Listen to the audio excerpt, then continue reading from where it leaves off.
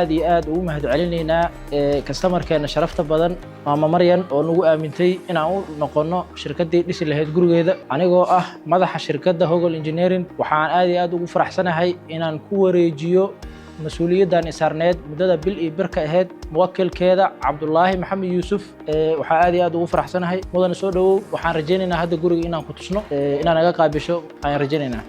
هذا سنتين هوجل إنجنيرين أنا جو وكيل كمل كيله جوريجا مريم يوسف أحمد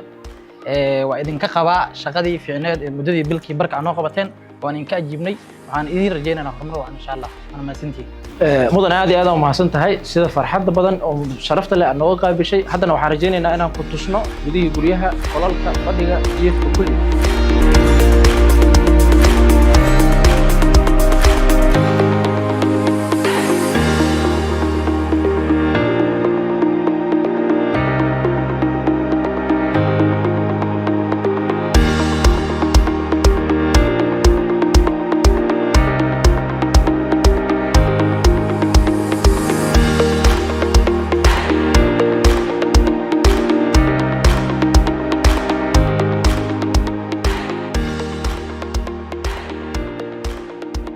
ما شاء الله horta agal Hogol Engineering aad iyo aad u mahadsantihiin oo ku qancay gurigii dhismay mudada halkii barkay soo socday